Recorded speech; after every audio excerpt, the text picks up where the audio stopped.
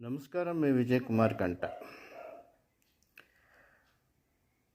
తుది శ్వాస విడవటానికి సమాయత్తమవుతున్నటువంటి దశలో సైతం ప్రజా ప్రయోజనాలు, ప్రజా సమస్యల గురించి ఆలోచించినటువంటి వృద్ధ సింహం కామ్రేడ్ విఎస్ అచ్యుతానందన్గా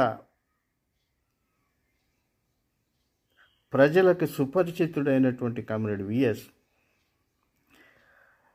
101 సంవత్సరాల తన కమ్యూనిస్టు ఉద్యమ జీవితంలో నిరంతరం ప్రజా సంక్షేమం కోసమే పనిచేశారు. స్వాతంత్రం ఉద్యమ కాలంలోనూ, స్వాతంత్రం వచ్చిన తర్వాత కూడాను ఆయన ప్రజల పక్షాన, శ్రామికుల పక్షాన నిలిచి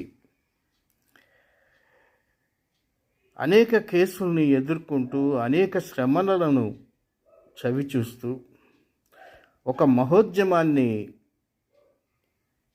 ముందుకు నడిపించినటువంటి వాడు. 1964 ప్రాంతంలో సిపిఎం ఏర్పాటైనప్పుడు సిపిఎం ఏర్పాటులో కీలకంగా వ్యవహరించిన 32 మంది నేతల్లో ఆయన కూడా ఒకరిగా ఉన్నారు. కేరళలో కమ్యూనిస్టు పార్టీ బలీయంగా అయినటువంటి పునాదులు వేసుకోవటానికి, ముఖ్యంగా సిపిఎం బలీయమైనటువంటి పునాదులు వేసుకోవటానికి ఆయన కారకులయ్యారు. రాజీ పడని మనస్తత్వంతో ఆయన చేసిన పోరాటాలు దగ్గర 83-85 ఏళ్ల వయసులో కేరళ ముఖ్యమంత్రిగా బాధ్యతలు స్వీకరించి 5 ఏళ్ల పాటు సుపరిపాలన అందించినటువంటి రాజ్య నీతజ్ఞుడు